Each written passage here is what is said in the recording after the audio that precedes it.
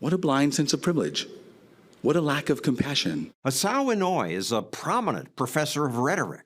He doesn't want kids graded on English. We must stop saying that we have to teach this dominant English. If we do, that's racist, he says. If you use a single standard to grade your students' languaging, you engage in racism. People believe him. Education journals publish his ideas.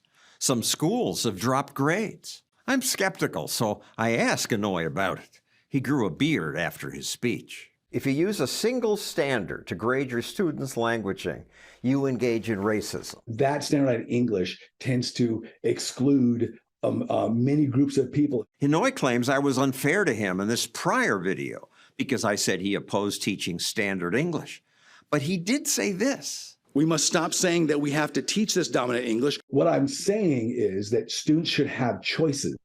So is it possible, and does it happen that a student comes in who wants to learn the standardized English in my classes, or ones that I would promote? Absolutely, and I wouldn't want to hold that against that student. So they shouldn't have to learn standardized English. Right. Isn't that what helps them succeed? No. Every country has a standardized language. If you're in France, you advance yourself by speaking French well. And there are heated debates in those countries about the use and details of those standards. I'm simply saying that I don't think everyone needs to be held to it. Inoue's ideas are influential. U.S. News credits him for professors ditching traditional grading and choosing labor-based grading instead, where teachers don't grade on spelling or even the quality of work. Grades focus on attendance and getting work in on time. No matter what other people think, your languaging is good the way it is. You got here with it. So I think that, to me, that feels very compassionate. It's all about compassion, he says.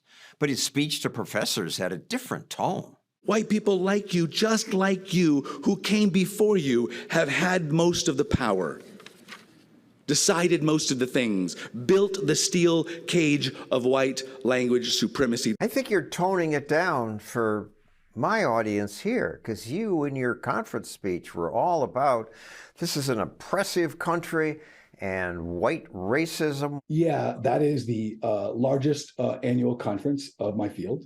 I was the chair of that, and I read that rhetorical situation as a moment to make a statement. You actively promote white language supremacy, which is the handmaiden to white bias in the world, the kind that kills black men on the streets. Teaching kids standardized English kills black men? It can, I think. I think it can. We have Eric Garner saying, I can't breathe, but no one's listening, and he dies. That's the logics that we get. Come on. Come on, man. Logics?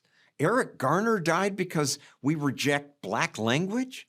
I don't understand what Inoue is talking about much of the time. If that's how professors speak today, I see why college students are depressed. What I'm getting at is the logics that go with white language supremacy and what I call habits of white language, or howl. Years ago, there was a controversy when Oakland promoted Ebonics, saying it's just a different way of talking.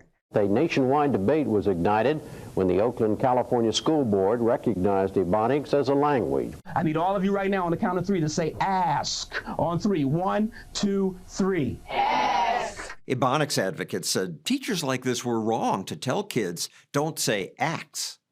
Black English, they say, should be valued as its own language. You say she's here, you can say she here.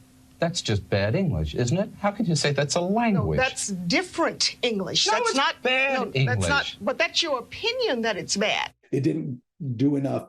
Everyone says, yes, we believe in that, but they didn't do anything in their classrooms or in their schools or other places. What you're talking about now really is what the Ebonics advocates were saying. I think so. You've won. I don't know if anyone has won. I think we still are in the struggle. Inoue talks a lot about white supremacy and white language supremacy. White people can perpetuate white supremacy by being present. Now, what I'm not saying is that white people are bad. You identify as a Japanese American. Mm-hmm. Japanese Americans earn on average much more than the average American. Mm-hmm. What kind of white supremacist country lets that happen. Well, I probably am one of the exceptions. But you're not. Japanese Americans earn $83,000 a year. Mhm. The average American, $62,000. It's a big difference. Japanese American communities, we wanted to be seen as American, more American. Japanese Americans prospered because of that. So do other immigrant groups. Many now earn more than whites in America. They succeeded by learning standard English because America has been relatively colorblind. I get a little uncomfortable with color blindness. That's not how humans work. I wish that we could. I really do. But there's no such thing as a neutrality. But there is neutrality. If you hire people based on the highest test score, you're being neutral about other factors. Depends on how you see the test. Tests may be biased, and high school honors classes, he calls them Pretty white spaces, very white spaces. The students who end up there are almost all demographically white. Finally, talking to professors, he said, The point is a Marxian one. Who owns the means of opportunity production in the classroom? "You're a Marxist?" Marxian. Marxian. Yeah. Where has Marxian philosophy ever helped people? Where has it ever worked? Marxian and Marxist philosophies are a critique. They don't tell us what to do. They don't give us a plan of action. They're not socialism. The way I use Marxist critiques and analysis in my work is to understand systems.